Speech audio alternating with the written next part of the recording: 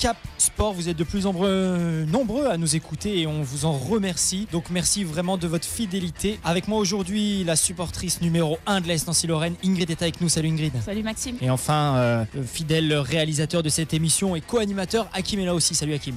Salut Maxime, salut Ingrid et salut à vous tous. Aujourd'hui au sommaire de l'émission, l'actualité sportive locale bien sûr, avec le basket, le hand, le volley féminin et masculin, mais également le football avec la division d'honneur et les matchs qui ont lieu la semaine dernière et qui vont avoir lieu cette semaine.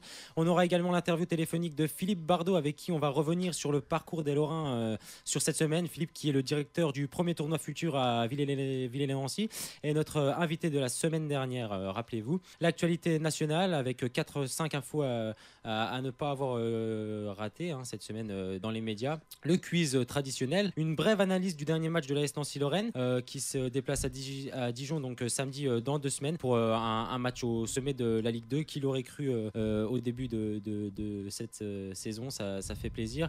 Un petit quiz sur l'Euro 2016 de football en marge du match de ce soir où la France se déplace à Amsterdam pour affronter les Pays-Bas à 20h45.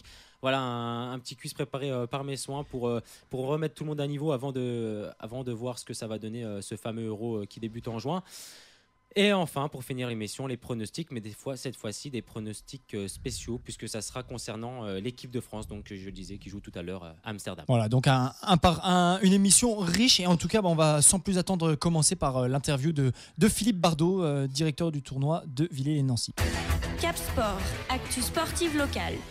Et donc un petit point avec Philippe Bardot, directeur du tournoi futur de Villers-lès-Nancy. Bonjour Philippe Bardot et merci d'avoir répondu présent à notre petite invitation. Bonjour à vous trois, je ne sais pas si vous êtes trois comme la semaine dernière, mais voilà, bonjour. Comme la semaine dernière, on est trois. On est là, ouais.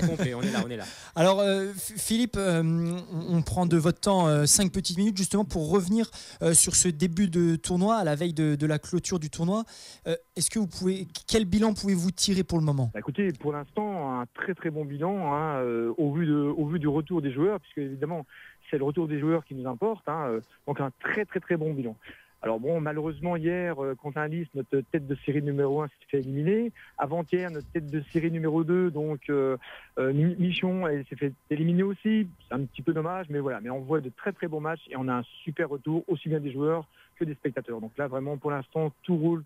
Tête de série numéro 1 qui est sortie, tête de série numéro 2 également qui est sortie. Pour un directeur de tournoi, on imagine des sueurs un peu froides et une petite déception quand même de ne pas donner demain en finale une belle affiche aux supporters finalement. Une affiche attendue. Oui, bien sûr, on espère toujours effectivement une finale entre la tête de série numéro 1 et la tête de série numéro 2. Mais bon, je dirais que voilà, les joueurs qui les ont battus méritent leur place en finale. Alors, je les ai pas encore, puisque les demi-finales se jouent en ce moment. Oui. Donc, on n'en pas les deux finalistes. Mais voilà, donc s'ils méritent leur place, écoutez, on aura une très belle finale demain. Et voilà, donc félicitations aux deux joueurs qui participeront à cette finale demain après-midi à 16h sur ces cours. Et vous êtes, vous et tous les amoureux du tennis, bien évidemment, les bienvenus pour cette finale demain à 16h. Entrée gratuite, comme je vous l'avais dit la semaine dernière. Oui, de toute façon, on sera présent. Alors, les meilleurs parcours des Lorrains se sont finalement finis au premier tour du tableau principal. Est-ce que c'est une petite déception quand même pour la Ligue Lorraine ? Écoutez, ou on s'attendait pas à mieux peut-être ? Oui, je dirais non parce que Boris a quand même Boris est éliminé au deuxième tour. Au deuxième tour, autant pour moi. Il a réussi un beau premier tour. Hugo Schott est tombé sur un joueur qui était bien plus fort que lui, mais a fait aussi un bon match. Et puis en qualif, évidemment, les wildcards qui avaient été donnés par la Ligue de Lorraine permettaient à des jeunes de voir ce que c'était qu'un tournoi professionnel. Mais bien évidemment, ils le savaient et nous le savions qu'en aucun cas il ne pouvait effectivement passer un tour. Quoi. Ouais.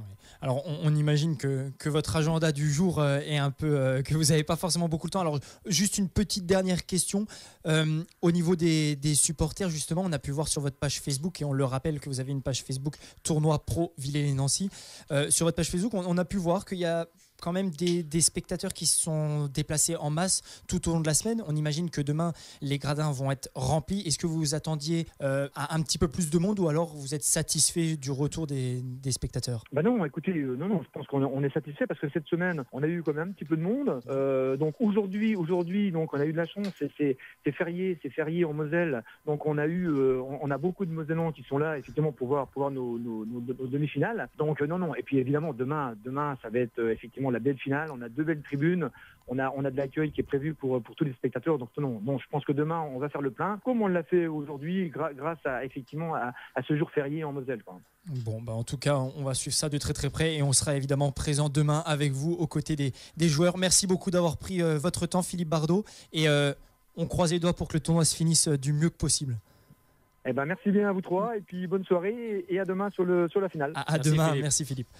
Donc voilà, on le rappelle, demain 16h à Villers-lès-Nancy, c'est là que ça se passe. C'est le rendez-vous de tennis en Lorraine, c'est demain à 16h, on vous le rappelle, à Villers-lès-Nancy. N'hésitez pas à venir un petit peu plus tôt, il vous l'a dit, il y aura beaucoup de monde. Donc voilà, pour voir une belle finale de tennis. Cap Sport, actu sportive locale. Et donc un petit mot de basket, Ingrid, avec le SLUC Nancy Basket qui a failli gagner. Qui a failli gagner. Oui, encore une défaite, 58-59 pour les Nancéens. Et une fin de match catastrophique pour le SLUC Nancy. Donc c'était lundi soir, c'était contre Pau Orthez.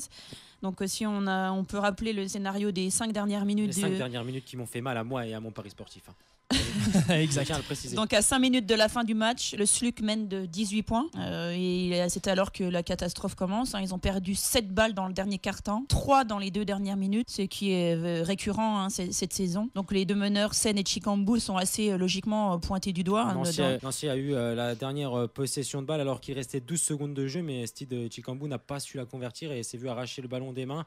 Alors c'est vrai qu'il y a eu beaucoup d'agitation dans les gradins et tout le monde s'est demandé s'il n'y avait pas une petite faute de l'adversaire, et c'est vrai que moi aussi ça m'a un petit peu agacé du coup. Mais on peut se demander quand même, à 5 minutes de la fin, tu mènes de 18 points pour une équipe comme le SLUC qui a une expérience de haut niveau, qui a une expérience surtout en Pro A.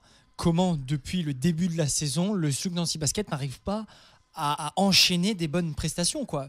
Tu gagnes de 18 points, c'est une faute professionnelle de perdre à 5 minutes de la fin. Ouais, c'est une faute professionnelle, c'est exactement J'allais carrément dire que c'était ça, c'est une faute professionnelle. Alors après, Alain Weiss s'explique toutes ces fautes par le fait que l'équipe soit en plein doute.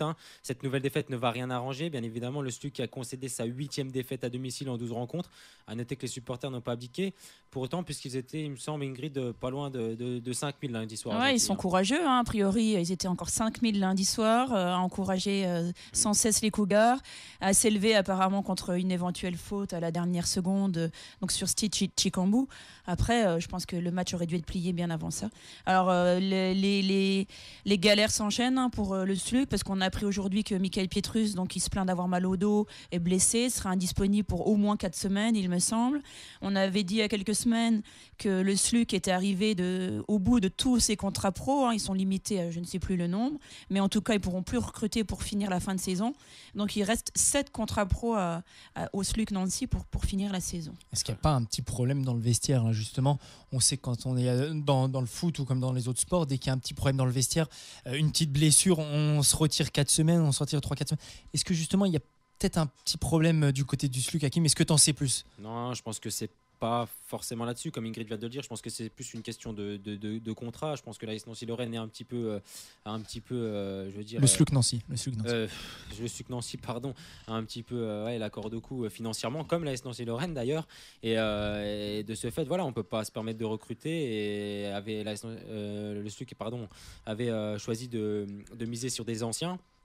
Et malheureusement, la magie n'a pas opéré, puisque on sait que voilà, il y a eu une saison vraiment tronquée par les blessures et par un manque de joueurs cadres. Et voilà, arrive à cette 15e place. Que le SLUC Nancy Basket arrive à cette bien triste 15e place. Alors Ingrid, le prochain rendez-vous du SLUC? Donc le SLUC se déplace à Lyon-Villeurbanne samedi 26 mars pour essayer. On l'a dit, ils ont gagné aucune équipe du top 12 depuis le début de la saison. Incroyable. Alors justement, on va faire justement ce top 12 et un petit point sur le classement avec toujours une grosse domination de Strasbourg. Oui, toujours Strasbourg en tête avec 75% de victoire. Strasbourg qui est vraiment l'équipe à suivre de cette Pro A. Deuxième Monaco, devant Lyon, Villeurbanne, Pau et Le Mans. Le Mans, Nanterre, Gravelines, Chalon qui ont le même pourcentage de victoire. 9e Dijon, 10e Limoges, 11e Antibes, 12e Orléans. 13e Chalon-Reims, 14e Cholet, 15e, donc je l'ai dit juste avant, le SLUC Nancy Basket avec 34% de victoire, tout comme le Paris-Lavallois, 17e Rouen et 18e Le Havre. Le Havre, on ne cesse de le dire, voilà, a eu une saison bien plus compliquée que le SLUC, mais voilà, depuis le début de saison, c'est très compliqué pour eux. Vendredi 16h-17h sur Fadjet, Cap Sport. On a fait le tennis, on a fait le basket, un petit mot de handball, Ingrid. Et là, Nancy a joué les troubles fêtes. Ouais, alors Nancy s'est bien repris. La semaine dernière, ils ont littéralement écrasé la lanterne rouge Valence vendredi. Donc c'était sur le score de 37-26. Donc ils se sont rassurés, hein. Ils avaient perdu, on avait dit 3 matchs sur leurs 4 dernières prestations. Et avec la manière, ce qu'ils ont battu dans ce match, un certain nombre de records. Donc le record du nombre de buts marqués cette saison, 37. Je crois qu'aussi ils ont battu le record. La Valence n'avait jamais été battue de 11 buts cette saison. Donc les voilà relancés dans la course au play-off, c'est l'objectif clairement annoncé. Et ils se reprennent à rêver à jouer une nouvelle fois à Gentilly. Donc s'ils étaient qualifiés pour les play-offs, ils rejoueraient à Gentilly. Donc on s'en souvient comme contre le PSG. C'est vrai qu'on avait reçu les joueurs pour ce match de gala et voilà, ils souhaitent forcément rejouer ce genre de match. Cela passera par les 2 matchs charnières qui arrivent désormais. Ce soir à Angers, actuel avant-dernier du championnat, on reviendra avec toi Ingrid sur le classement tout à l'heure. Puis contre Massy, qui est un adversaire direct cette fois-ci pour les playoffs, peut-être un supporter, une équipe en plus à battre absolument vendredi prochain. L'objectif, 2 victoires pour le coach Stéphane Plantin et rien d'autre. Oui, il l'a dit, de toute façon, il l'a dit dans les médias et redit, il a dit ces 2 matchs-là, finalement, pour écrire l'histoire, il faut gagner ces 2 matchs-là. Oui, parce qu'on va faire l'inventaire du classement, mais pour la course au play-off, là, on trouve 4 équipes, par exemple, entre la 5e et la 8e place, à égalité de points. Oui. Donc, ça va se jouer dans un mouchoir de poche. Justement, un petit point sur ce classement. Alors en tête, on trouve toujours Saran avec 46 points, suivi de Célestat et ses 43 points. Vient ensuite Villers Handball Pau-Pyrénées avec 43 points, Istres 43 points également. Donc là on trouve les fameuses 4 équipes Mulhouse, Massy, Nancy et Dijon avec 41 points, suivi de Cherbourg avec 40 points. Pointe-au-Combo est à égalité de points avec Besançon 38 points. À la 12e place, on trouve Limoges, suivi d'Angers à la 13e et de Valence à la dernière place et 20 points. Cap Sport, actu sportive locale. Un petit mot de volleyball, Ingrid, et les Nancéens qui n'ont pas réussi à aller créer l'exploit chez les leaders de ce championnat, 7. Ouais, ça me crève le cœur toutes les semaines d'en remettre une petite couche. Donc pas de miracle pour les Nancéens. Ça aurait relevé effectivement du miracle d'aller battre le leader 7 la semaine dernière. Donc ils ont perdu par 3-7-0. Alors une petite réjouissance, ils ont perdu les 2 premiers sets très sévèrement et ils ont réussi à se procurer 2 balles de 7 dans le 3e set. Mais ils les ont laissés malheureusement échapper. Mardi 29 mars, Nancy recevra pour l'avant-dernière fois à domicile Lyon, un adversaire peut-être plus à la portée des Nancéens. En tout cas, on l'espère vraiment une victoire dans ces prochaines semaines avant la fin de la saison. Alors, un petit mot sur ce classement. On sait Nancy est dernier, mais on va quand même faire un petit mot pour vous qui nous écoutez, qui peuvent supporter une ou l'autre équipe. Ingrid. Alors en tête, on trouve 7 avec 54 points, suivi de Tours et ses 52 points. À la 3e place, Chaumont et 45 points. À la 4e, Toulouse avec 44 points. 5e, Ajaccio et 42 points. À la 6e place, on trouve Paris avec 37 points. Puis Poitiers avec 35 points, égalité de points avec Nantes, 35 points à la 8e place. À la 9e place, Cannes et 30 points. À la 10e, Montpellier, 29 points. À la 11e, Beauvais, 28 points. Et enfin, ferme la marche, Lyon, 28 points, Narbonne, 12 points, et Nancy, 6 points. Ça me déchire le cœur. Et du côté des féminines, justement, le VNVB qui se déplaçait également chez le leader de Cannes. Et on peut dire que le volleyball lorrain a été plus que perdant. Ouais, même tarif que pour les garçons, 3-7-0 chez le leader. Alors c'est Cannes, le leader du côté des filles. Donc le coach Wozniak s'est montré très agacé. Il a dit on joue notre survie sur les 3 derniers matchs et j'ai pas vu une équipe qui avait les crocs. Il a déclaré on a remis notre costume de spectateur qui regarde les autres jouer. Dur. Très dur. C'est dur. Alors par contre, une réjouissance. L'événement de cette semaine côté volley, c'était pas la défaite des Nancéens, mais sans jouer, elles ont quand même eu un résultat positif cette semaine, puisque mardi soir se jouait le match en retard entre Chamalières et Nantes. Et il faut savoir que Nantes l'a emporté par 3-7-0. Et donc des Chamalières est désormais avant-dernier, a pris la place de Nancy, et que Nancy a désormais donc son destin complètement entre ses mains. C'est vraiment malheureux de devoir attendre des résultats d'autres équipes, mais en tout cas c'est vrai, tu viens de le rappeler, donc le VNVB donc, a toutes les chances de s'en sortir maintenant s'ils ne font pas n'importe quoi. La balle est dans leurs mains, comme on peut le dire. Un petit mot sur le classement justement de ce championnat qui on va suivre jusqu'au bout ce classement puisque on vous l'a dit tout à l'heure, le VNVB et Chamalières qui ont le même nombre de points. Ingrid. Alors en tête, on trouve le RC Cannes et 48 points, suivi de Béziers avec 46 points. À la 3e place, Paris Saint-Cloud, 44 points. À la 4e, Mulhouse et ses 41 points. À la 5e place, Venelle, 33 points, suivi de Saint-Raphaël et ses 30 points. À la 7e place, Nantes, 29 points, suivi du Canet, 26 points. À la 9e place, on trouve Terville-Florange, on va en parler juste après, avec 26 points, suivi du VNVB, 15 points. Chamalières, 15 points. Et Istres, 7 points. En rappelant que du coup, comme Chamalières a perdu par 3-7-0, le goal average est désormais positif pour le VNVB. Donc en cas d'égalité de points, c'est le VNVB qui se maintiendrait. À l'heure où on se parle, évidemment. À l'heure où on se parle. Donc mardi, le VNVB va jouer le match de la mort contre les voisines de Terville. Donc le match s'annonce palpitant puisque les Mosellanes, elles, se battront pour assurer leur place dans les playoffs. Donc un match à voir. Cap Sport, actu sportive locale. Et comme chaque semaine, un petit point sur ce championnat de DH qu'on suit particulièrement puisque Lunéville est bien sûr une équipe que l'on suit de très très près depuis le début de cette émission, depuis que Cap Sport est né. Donc tout ça pour vous rappeler que vous pouvez nous suivre sur notre page Facebook Cap Sport.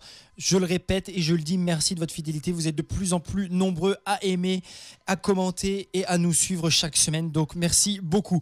Un petit point sur les résultats du week-end dernier dans ce championnat de DH justement. Et Gerville donc, qui a sur son terrain malheureusement dû laisser filer quelques points et qui a donc dû partager les points avec Magny, un but partout.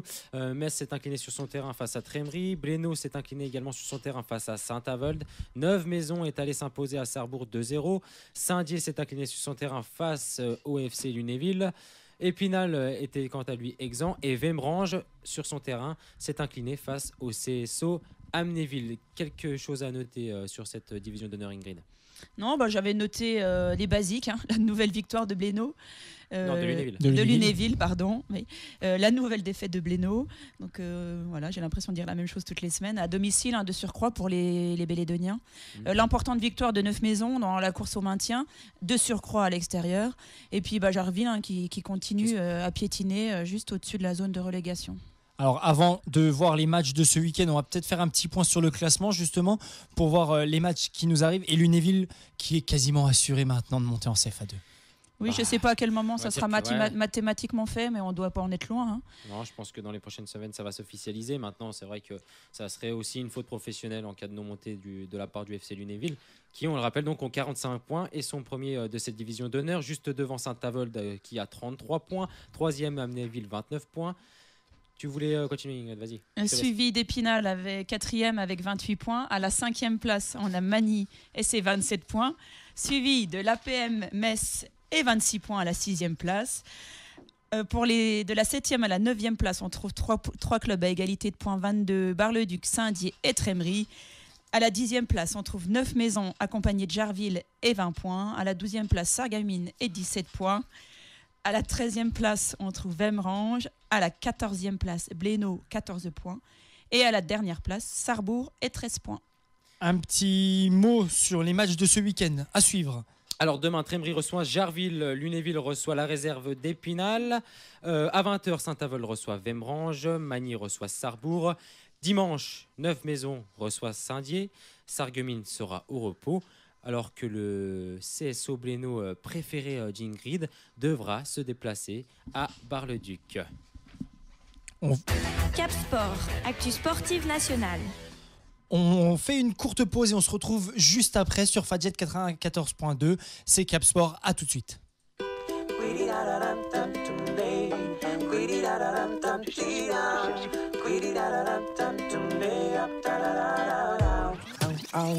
J'ai cherché contre vents et marées une lumière pour enfin y voir. La nuit, le jour n'ont rien à changer autour de moi. Et sous la lune au ciel étoilé, non rien si tu ne veux pas y croire. Un jour la nuit aura tout changé au fond de toi. Sous la pluie et sous le vent, mon cœur s'agite, est-ce que t'entends? Est-ce que t'entends? Sous la pluie et sous le vent, mon cœur s'agite, est-ce que t'entends? Est-ce que t'entends?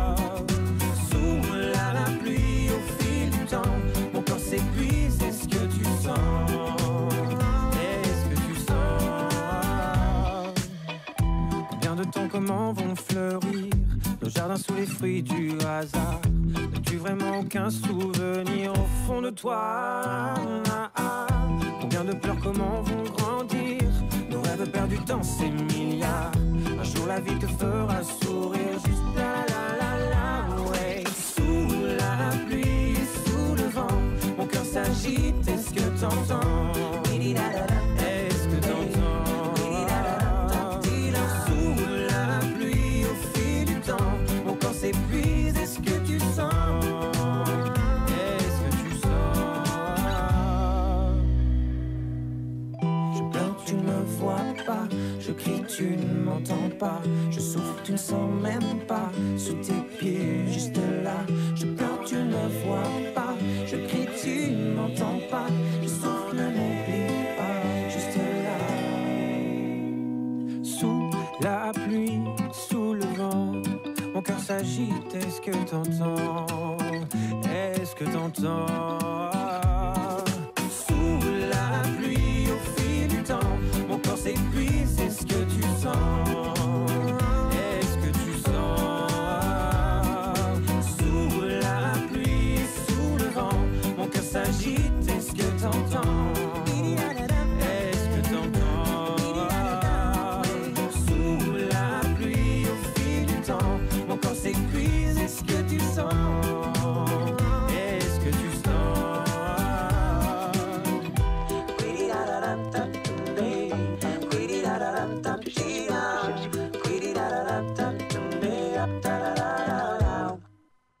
Cap Sport, actu sportive nationale. Merci d'avoir choisi Fadjet pour finir votre après-midi. On est ensemble jusque 17h. Donc n'hésitez pas à nous rejoindre sur notre page Facebook Cap Sport.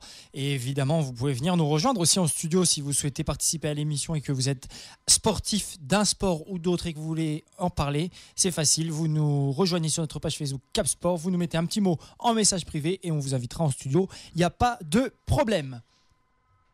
Cap Sport, actu sportive nationale. Et on est donc dans les actualités sportives nationales. Avant le quiz fétiche de chaque semaine, j'avais quelques informations à vous communiquer. On va attaquer bien évidemment par l'information la moins drôle avec... on attaque donc avec la nouvelle la plus triste de ces informations et le décès d'une légende, victime d'un cancer. Johan Cruyff s'est éteint ce mardi à l'âge de 68 ans. Premier joueur de foot à remporter 3 fois le Ballon d'Or. Il est considéré comme l'un des meilleurs joueurs de l'histoire. Lui qui est passé par l'Ajax d'Amsterdam dès ses 17 ans, puis par Barcelone, qui a également entraîné le FC Barcelone. Qu'est-ce que ça t'évoque, toi, Johan Cruyff, Ingrid? Alors ça m'évoque un maillot orange vaguement, un numéro 14. Enfin j'ai plutôt une image et puis ça m'évoque, il me semble, une espèce de forme d'élégance et médiatique, loin de l'image des footballeurs de l'heure actuelle. Enfin il me semble un peu à l'ancienne. Voilà, et puis plein d'intelligence. Il me semble. Enfin je le connaissais peu. C'est pas ma génération, pas tout à fait. Mais en tout cas, il me semble, posé, mesuré dans ses propos, dans ses interviews, etc.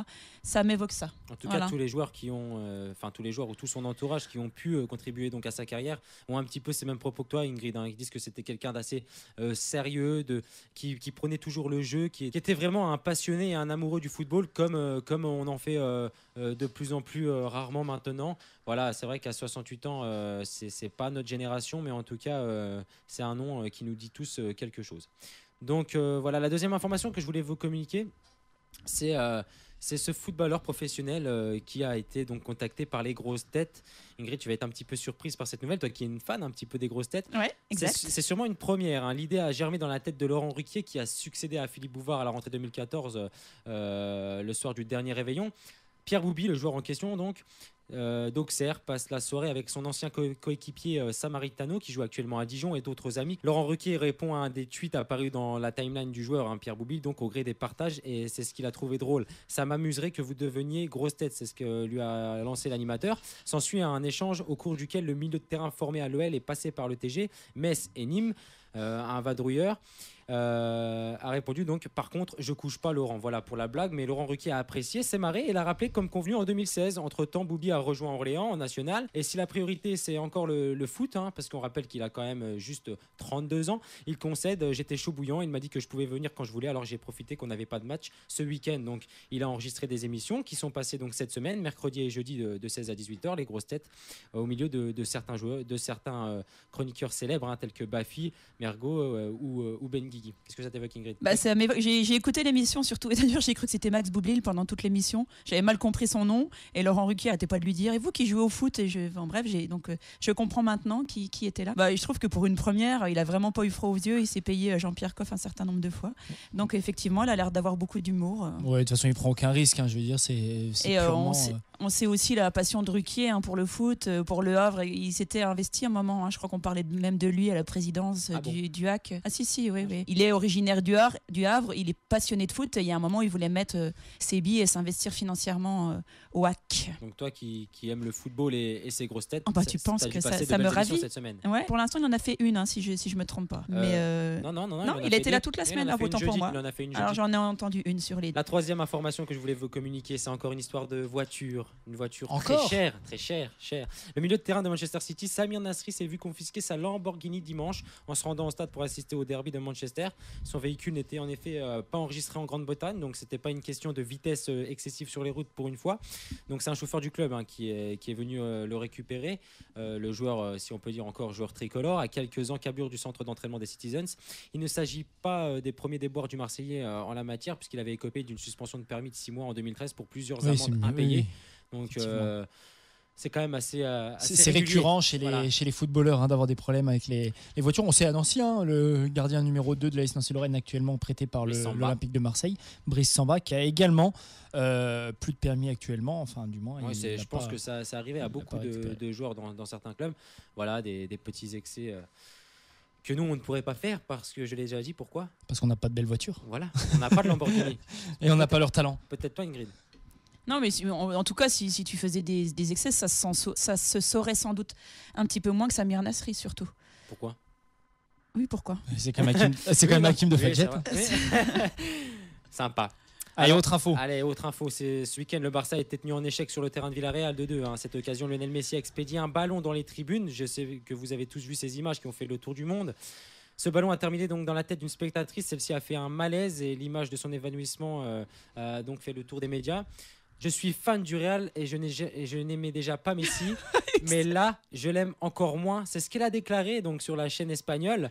J'ai une fracture du radius ou du cubitus, je ne sais plus bien. J'ai un plâtre pour un mois. Le Barça a dit que je pouvais demander ce que je voulais. Alors, je veux une place pour le Classico du 2 avril. Belle histoire, Ingrid. Génial. Moi, j'adorerais que Messi m'éclate le nez avec une frappe. Et le nez. Au début, j'ai eu peur. Donc, mais en tout cas, moi je demande dédommagement, je demande pas une place pour le Classico. Toi, à sa place, je m'en tape du Classico. Non, mais c'est quand même une belle anecdote. J'ai déjà vu le Classico. C'est une sacrée anecdote. Ouais, c'est rigolo. Péter le cubitus par Messi, c'est quand même une sacrée anecdote. Mais par contre, je trouve que moi, Max, non, je pense qu'une place pour le Classico, ça se revend quand même plutôt pas mal au marché. Voilà, c'est ça. Vas-y. J'ai encore mon anecdote. Tu vas encore te Allez, vas-y, raconte une petite anecdote. Non, mais j'ai un copain qui s'est fait casser les lunettes au stade Marcel Picot. Les lunettes, c'est pas les lunettes, c'est les lunettes. C'est des nouvelles, c'est comme ça qu'on dit maintenant. Vas-y, Ingrid, on t'écoute. Non, allez. Sur une frappe de Mamanou. Bon, allez, on te laisse, on y va, Hakim. Ouais. Quand elle aura fini de raconter son anecdote, je pense que l'émission sera terminée. Allez, autre info. Non, mais attends, j'ai envie de savoir, mais qu'est-ce qui s'est passé sur une frappe de Mamadou Niang, voilà, ouais. Qu'il a pris en pleine tête à l'échauffement. Donc à l'époque, Nancy était en Ligue 1 et il a pris la frappe de Niang en pleine tête et il a eu les lunettes pétées en deux, cassées. Avec un hématome. Non, pas de dédommagement, mais il était content de le raconter partout autour de lui. Et aujourd'hui, j'en parle à Fadjet, tu vois. Il a même pas eu un maillot. Mais je crois que Niang a même pas vu que c'était arrivé dans la tête d'un supporter. Ça n'a pas fait le tour d'internet comme la frappe de Messi. Oui, c'est vrai que Mamadou Niang peut-être un petit peu moins. Belle info, Ingrid. Belle info. Toujours des anecdotes croustillantes. Vous êtes dans Cap Sport, c'est toujours très intéressant. Allez, autre info, Hakim. 300 millions d'euros par saison pendant 5 ans, soit 1,5 milliard d'euros au total. C'est le chèque que le groupe Canal+ devrait verser à beIN Sport pour devenir le distributeur exclusif de la chaîne sportive Qatari selon les informations de BFM Business. Alors toujours en attente d'un accord de l'autorité de la concurrence permettant la distribution d'une chaîne de sport premium, la filiale du groupe Vivendi a déjà bouclé sa négociation avec beIN Sport avec 300 millions d'euros par saison. Cette dernière toucherait ainsi 6 fois plus qu'Eurosport qui récupère 50 millions d'euros par an depuis qu'elle a accordé sa distribution exclusive à CanalSat en février 2015. Reste à attendre la fin de la consultation du gendarme de la concurrence, comme on les appelle, qui est programmée dans 3 semaines, avant de donner une réponse définitive sur ce projet d'accord de distribution d'ici la fin avril. C'est tout proche, c'est tout bientôt. Toi Ingrid, t'es abonné à Canal, beIN Sport, Eurosport Non, mais je ne réagis plus. Si c'est pour que vous vous moquiez, je ne livre plus mon nom. Alors c'était quoi la question? Oui, je suis abonné à Canal+, je suis abonné à beIN Sport, je suis abonné à toutes les chaînes où je peux voir des matchs de foot. Oui, je pourrais passer un seul abonnement. Ouais, exact. Voilà l'information. Cap Sport, actu sportive nationale. Avec un petit quiz comme chaque semaine. Donc Hakim et Ingrid, vous êtes les deux seuls. On rappelle la semaine dernière, c'est notre invité Philippe Bardot qui avait gagné le quiz de la semaine. Ingrid, je crois que tu en as gagné 2 déjà depuis le début de cette émission. Et Hakim, tu en as gagné combien? Moi, je laisse généralement, souvent même, les gens gagner en face de moi et surtout quand c'est des invités. Mais là, Ingrid, je pense que j'ai bien envie de l'éclater quand même. Allez, petite question à la Marseillaise. En 1989, à la grande époque de l'Olympique de Marseille, on cirait nos chaussures. Qui a dit ça? Jean-Pierre Papin. Jean-Pierre Papin, bam. Non, mais c'est... Un point pour Ingrid. Elle a vu ta fiche. Non, c'est parce qu'elle se dit 1989. Non, mais t'as dit Chris Waddle, je me suis dit que si c'est pas Chris Waddle, c'était l'autre, quoi. Mais il m'a même pas entendu quand j'ai dit Chris Waddle. Non, c'est vrai en plus, j'ai même pas entendu. Question annulée. Un point pour Ingrid. Merci Maxime. Qui est sorti gagnant de la sortie médiatique de Sharapova? Qui à cette heure-ci se frotte les mains que Sharapova ait parlé dans les médias? Le médicament, Hakim, c'est exact, le meldonium. Il faut savoir qu'entre le... Il a même pas dit le nom du médicament, tu lui accordes le point quand même? Je lui accorde le point, un point partout. Alors il faut savoir qu'entre le 16 et le 13 mars, le 7 et le 13 mars, 78 300 boîtes vendues en Russie, soit 2,2 fois plus que d'habitude. Donc les ventes de ce produit ont évidemment doublé sur la période. Donc voilà, ça fait au moins des heureux. 75 millions d'euros. Si je vous dis 75 millions d'euros, qu'est-ce que pour vous ça... C'est une somme. On parle de foot. On parle de foot. C'est une belle somme, ça doit être un transfert. Ce n'est pas un transfert. C'est des droits télé. C'est pas des droits télé. 75 millions d'euros. 75 millions d'euros. Pourquoi on a vu ce chiffre dans les médias? Non, la réfection d'un stade. C'est pas la réfection d'un stade. 75 millions d'euros. Pourquoi on a vu ce chiffre dans les médias et de plus en plus on est en France dans les jours qui viennent? On est à moitié en France, à moitié à l'étranger. C'est la sécurité pour l'euro? Non. Et on parle de l'euro 2016? On parle pas de l'euro 2016. On parle de foot. À moitié en France et à moitié à l'étranger. On parle de Ligue des Champions? On parle pas de Ligue des Champions. On parle d'une somme qui serait dépensée avec si et seulement si il se passe quelque chose. Pourquoi? Je vous aide. Oui. Ces 75 millions sont proposés par la Chine. Pourquoi la Chine dépenserait 75 millions aujourd'hui? Pourquoi le gouvernement chinois proposerait 75 millions aujourd'hui un partenariat avec des clubs européens, une formation? Non. C'est pour acheter un club? Non plus. Pour la formation? Pas un club. C'est pas acheter un club. C'est acheter... Pour qu'ils viennent faire des tournées promotionnelles? Non. Pourquoi la Chine dépenserait 75 millions? Je vous aide. Ouais. Pourquoi la Chine dépenserait 75 millions d'euros par an pour s'offrir quelque chose? On parle pas de droits de t'as déjà parlé. On parle pas de droits télé. On parle pas de club. Une exclusivité. Dans un club. C'est pour s'offrir une exclusivité. C'est évidemment. Oui, en quelque sorte. Sur plusieurs années. C'est pour s'offrir quelque chose. Oui, pour le moment, on parle d'un contrat d'1 an, voire 2. Oui, cet argent-là revient à des joueurs ou revient à des... Cet argent-là revient à un joueur. Un joueur, cher. 75 millions d'euros. Zlatan Ibrahimovic. Point pour Hakim. Allez, demi-point pour Hakim. C'est en fait pour attirer Zlatan Ibrahimovic dans un des clubs chinois. Le gouvernement mettrait l'argent à la poche, on dit ça, et lui offrirait 75 millions d'euros par saison. Je sais pas si vous imaginez, 75 millions d'euros, c'est autant que Messi, Suarez, Neymar, Bale et la BBC, donc Bale, Benzema et Cristiano Ronaldo. C'est un truc de fou. Donc, pour les 2 saisons qui lui restent, il pourrait prendre 150 millions d'euros. Ça vient donc de sortir. S'il signe 2 saisons, c'est 150 millions d'euros. Donc c'est quelque chose de totalement fou. Donc en fait, c'est le quotidien italien La Repubblica qui a donné cette information. Bien sûr, elle est à prendre avec des pincettes, mais ce serait pas... neutre, puisque je ne sais pas si vous l'avez suivi, mais dans le quotidien L'équipe, c'est l'ancien attaquant de l'AS Roma. Donc oui, l'attaquant Gervinho, qui a donné une interview à l'équipe.fr cette semaine, disait qu'ils peuvent gagner par match entre 800 000 et 1 million d'euros. Si tu marques, si tu as la prime de match, si tu fais des passes décisives, tu peux gagner 1 million d'euros pour un match. Donc c'est quelque chose d'énorme. Des mesures, trop. Dernière question, 2 points pour Hakim, 1 point pour Ingrid. Attention, égalité parfaite. On cherche un joueur de foot français. Et là, attention, j'ai pas donné la réponse parce qu'elle va être hyper rapide. Non, bah alors hyper rapide. Moins d'indices. Un joueur français qui ne sera pas dans l'album Panini. Benzema. Non. Point pour Hakim, grand vainqueur de ce quiz de cette semaine. Effectivement, Karim Benzema qui ne sera pas dans l'album Panini de l'Euro 2016. Une belle victoire, voilà, on l'attendait, elle est là. Je suis assez fier, je la dédie donc à toute ma famille, à ma mère qui m'écoute et à tous ceux qui auraient écouté l'anecdote fabuleuse d'Ingrid tout à l'heure. Allez, on fait une courte pause et on se rejoint juste après sur Fadjet. On est ensemble jusque 17h. Vous nous écoutez sur 94.2. À tout de suite.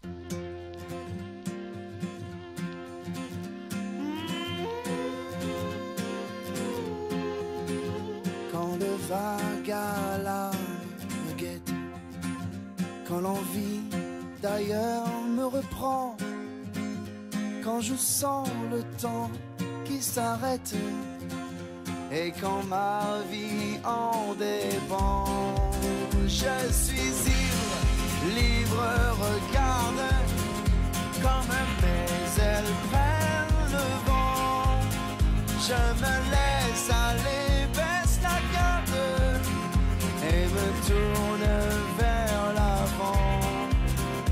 Quand le bas du ventre me serre, dans d'ennui je grince des dents. Quand l'urgence est de prendre l'air et quand ma vie en dépend, je suis libre, regarde comme mes ailes prennent le vent, je me laisse aller, baisse la garde et me tourne vers l'avant. Je suis libre, regarde comme mes ailes prennent le vent, je me laisse aller, baisse la garde et me tourne vers l'avant.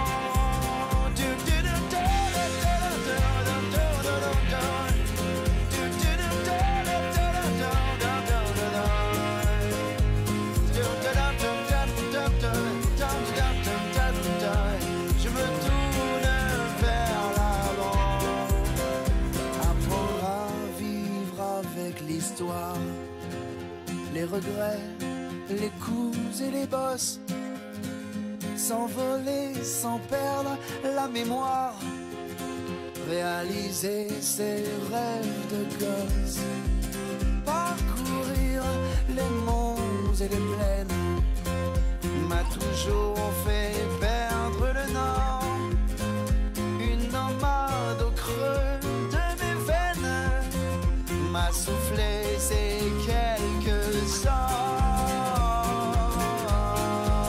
Je suis libre, regarde comme mes ailes prennent le vent, je me laisse aller, baisse la garde et me tourne vers l'avant.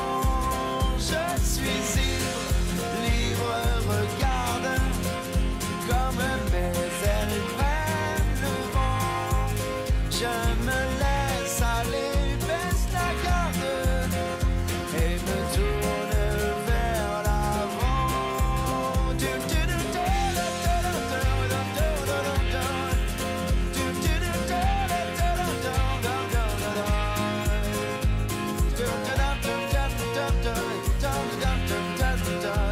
Je me tourne vers l'avant.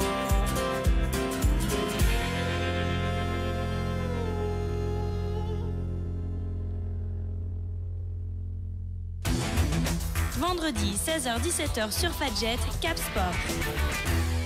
Merci d'avoir choisi Fadjet pour finir votre après-midi. Vous êtes dans votre voiture, chez vous, et vous nous écoutez. On vous en remercie. C'est Cap Sport, votre rendez-vous sportif hebdomadaire.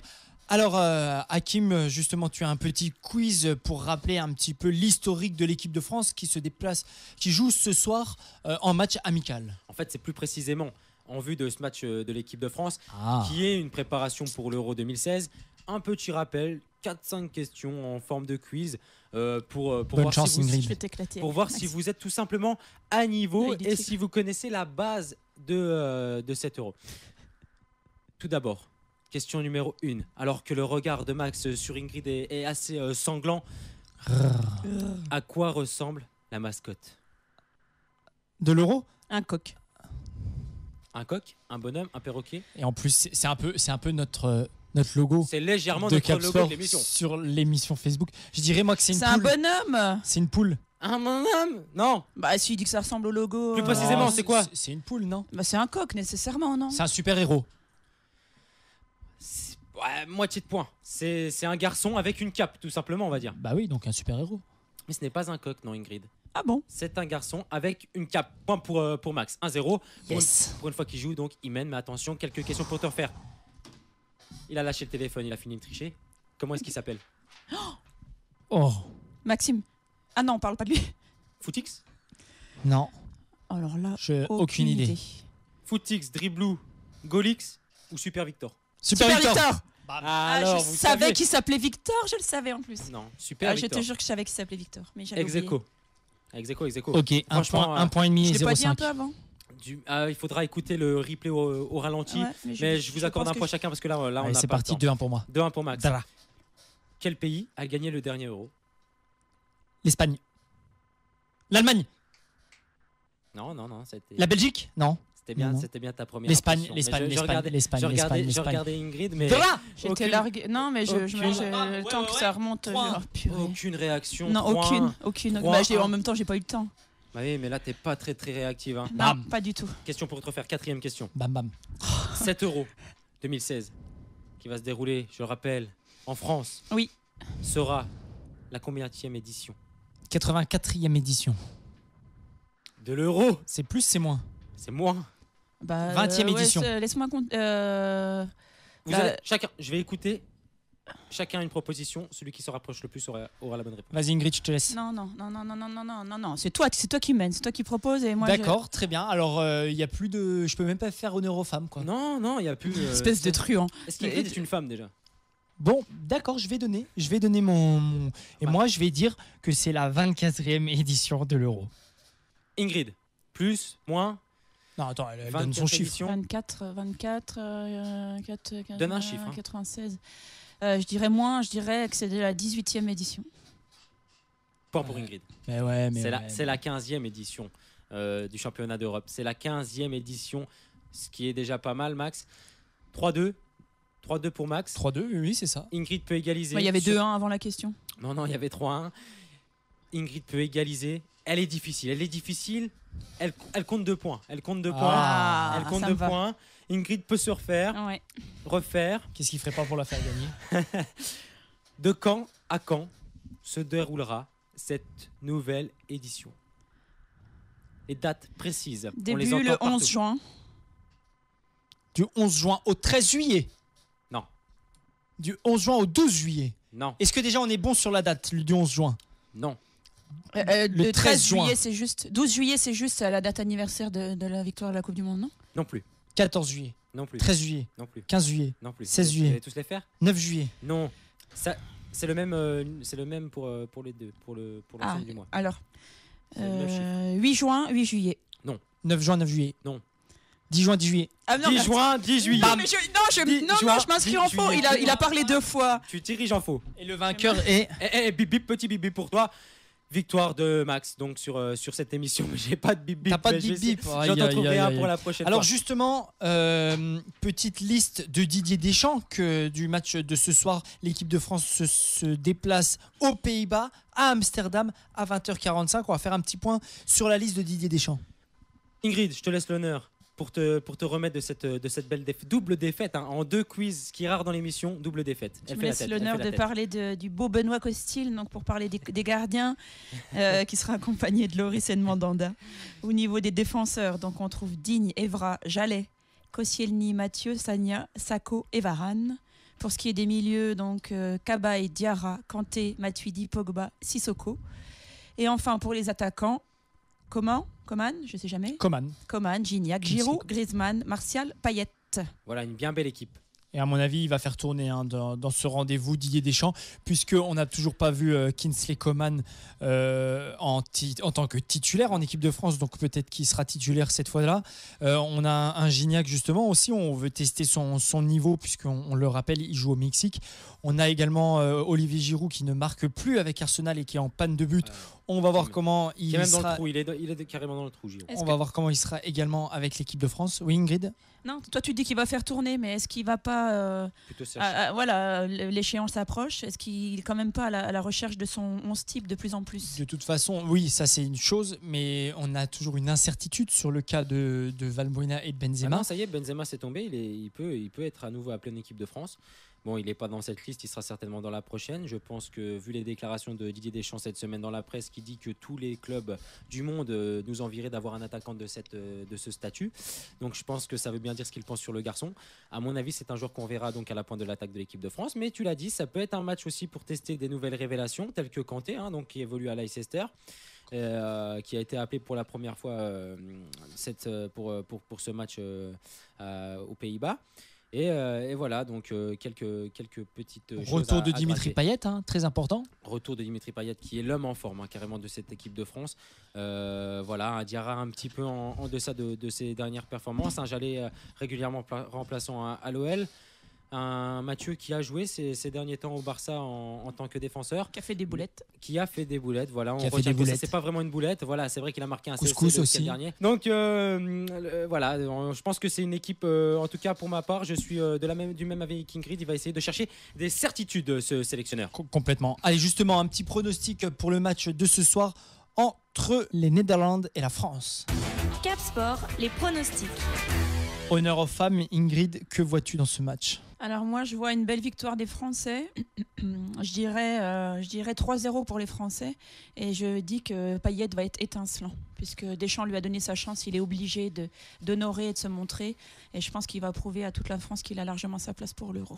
Parfait. T'as vu ça? Je me mouille. Non. Moi, 3-0 pour les Français. Écoute, Ingrid, on le note parce que tu gagnes pas beaucoup de pronostics. Hakim? Eh bien, écoute, moi, je vois les Français donc en quête de certitude et pour ce nouveau système de pronostics qui concerne pas donc la Nancy-Lorraine. Je verrai les Français faire un match plutôt correct, mais revenir avec un match nul. On va dire un but partout, avec pourquoi pas un but de. Tu te permets de critiquer mes pronostics, Ingrid. Avec un but, pourquoi pas, du nouvel entrant, du renouveau avec Dimitri Payet.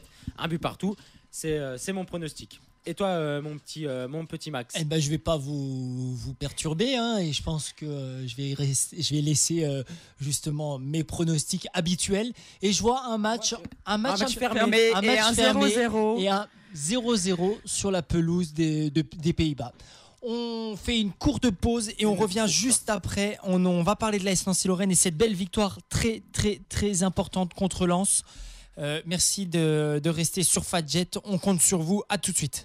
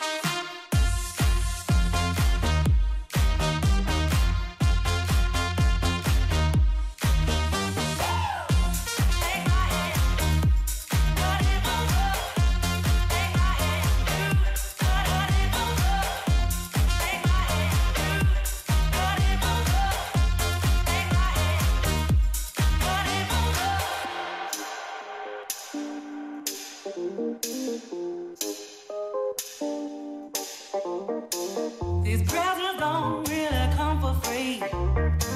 Your paychecks don't mean that much to me. Just take my hand and hold me tight. You'll never buy my love. You buy me this and you buy me that. So bend over and lean over. You got me wrong and that's a fact. Something that you got to know this. Will you believe I let down wrong? That I dance to a different love. Will you realize when I'm gone that I dance to a different song? It's a shame but I got to go.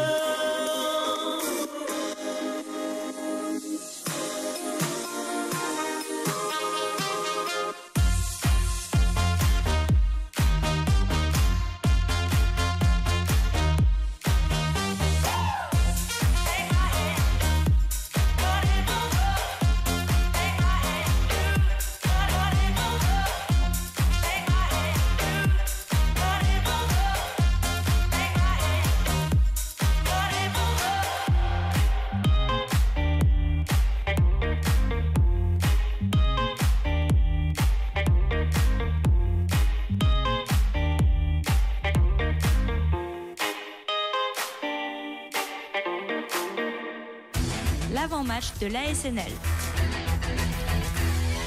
Merci d'avoir choisi Fadjet. Alors évidemment, c'est pas l'avant-match de l'AS Nancy-Lorraine, mais c'est tout comme. On va en parler, on va y revenir, puisque vous le savez, l'AS Nancy-Lorraine ne joue pas ce week-end, mais jouera la semaine prochaine un match ô combien important dans ce championnat de Ligue 2, puisque l'AS Nancy-Lorraine se déplace à Dijon.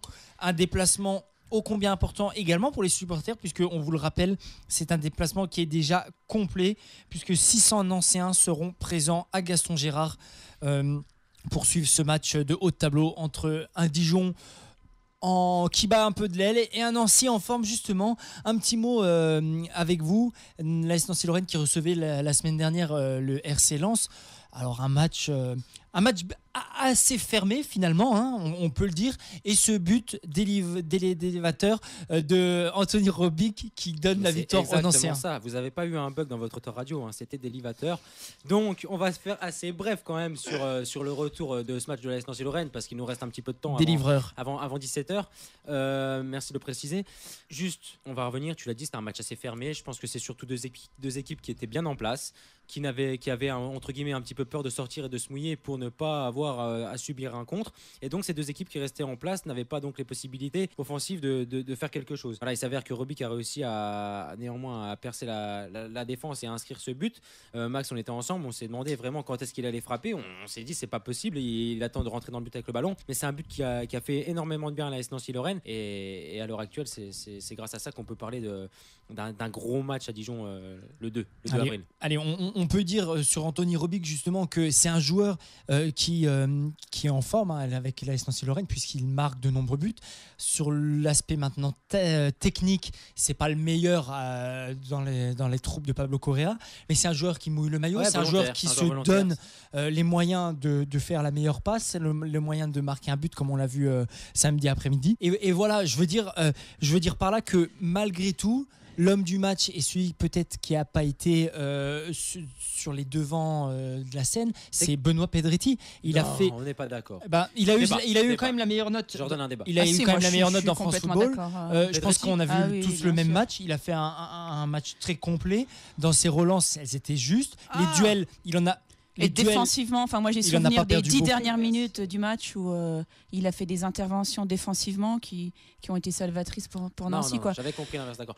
J'allais te dire. T'as compris, t'étais d'accord avec nous? Oui, j'ai mal compris. Non, quand t'as dit match équilibré, les équipes étaient à mon sens à peu près du même niveau, et j'allais dire sauf que nous on avait Pedretti, quoi. C'est ce qui a fait, il me semble, la différence. C'est un peu le joueur de classe qui a connu aussi l'international, et ces joueurs qui sont capables de débloquer des situations sur une passe, sur un geste, On l'a vu là encore, la passe qu'il Bien fait. évidemment, À... ça fait partie de ce genre de joueurs que voilà, Lens n'avait pas sur ce match et qui fait que la AS Nancy-Lorraine a réussi à l'emporter. Robic néanmoins a réussi à quand même bien finir son action. C'était quand même pas quelque chose de facile. Et voilà, une solidité défensive de la AS Nancy-Lorraine un petit peu retrouvée avec un Diane qui pour moi a fait un gros match, lui qui a été quand même mis au placard et qui après plusieurs prestations, et c'est vrai, on lui avait donné le temps et plusieurs tentatives et on était les premiers. Les hommes de Pablo Correa n'ont pas trop été mis en danger sur ce match. Les premiers à critiquer Diagne, et pour moi il a fait partie des joueurs qui ont fait le match qu'il fallait.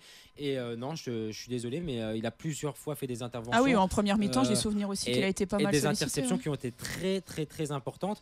On pouvait se demander le choix de Pablo Correa de mettre Papé Diakate, quand même genre d'expérience pour ce match sur le banc, et au final il s'avère que c'est un choix qui a été un très bon coaching.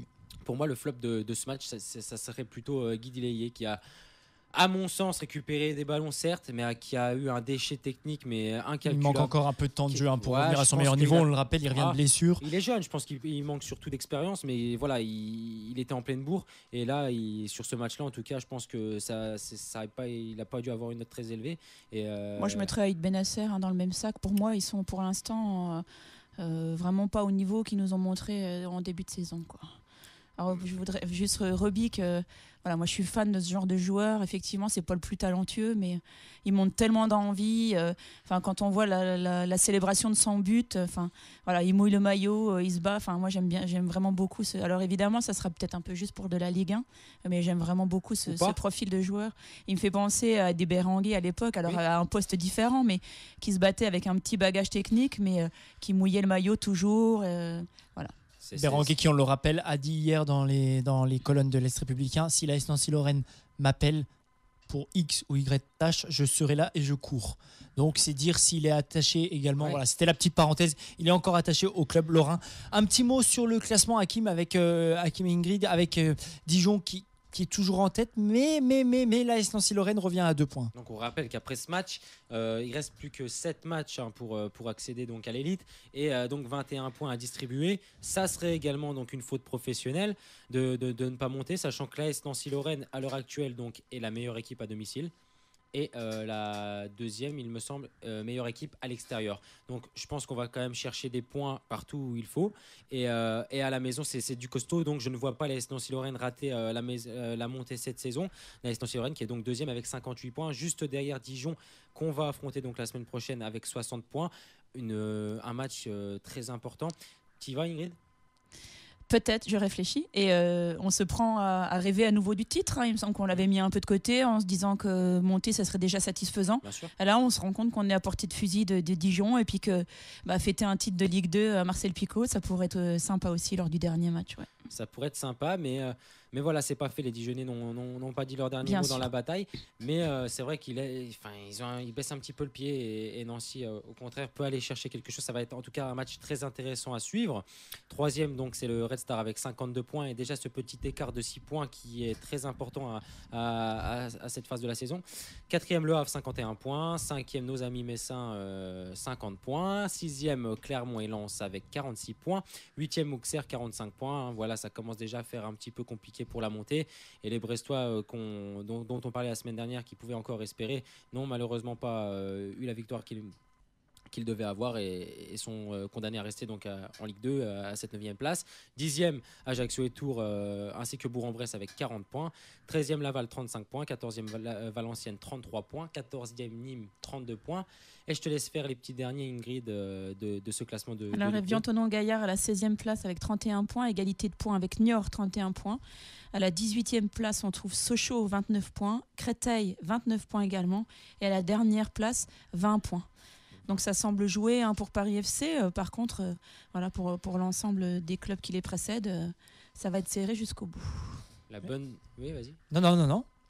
La bonne nouvelle, c'est également Strasbourg qui s'apprête aussi à retrouver la Ligue 2, et donc pourquoi pas retrouver un peu ces clubs d'antan de l'Est de la France qui faisaient un petit peu notre richesse, et qui ont malheureusement sombré, mais qui sont sur le point de se reconstruire, et donc de remonter. Sachant qu'on vous le rappelle, les derbys les plus chauds n'étaient pas à l'époque historiquement Nancy et Metz, mais bien Metz et Strasbourg, donc qui pourraient se retrouver en Ligue 2 la saison prochaine. Ça risque d'être des rendez-vous assez sympathiques du côté de Saint-Symphorien. Et donc voilà, il est temps de se quitter. On se retrouve évidemment la semaine prochaine, 16h-17h sur Fadjet. Merci beaucoup d'avoir été avec nous. Passez un bon week-end de Pâques et on se retrouve évidemment en forme la semaine prochaine avec une émission de dingue. Hakim avec un programme de malade. Un gros programme. Qu'est-ce qu'il y a, Ingrid, tu rigoles d'avance, mais normalement on devrait recevoir donc et faire et établir une grosse émission qui concerne l'enduro de faux. Non. Si, incroyable, l'enduro de faux qui est très connu dans la région. On devrait avoir donc des rouleurs lorrains et en tout cas essayer de construire une belle émission autour de ça. Vous, si vous êtes intéressés, si vous avez des choses à apporter par rapport à cette émission, n'hésitez pas sur notre page Facebook, Cap Sport, tout simplement CAP plus loin Sport. On sera ravis d'accueillir vos témoignages. Et donc merci beaucoup d'avoir été avec nous. Hakim, Ingrid, merci. À la semaine prochaine en forme, même heure, 16h-17h sur Fadjet 94.2. Ciao. Salut.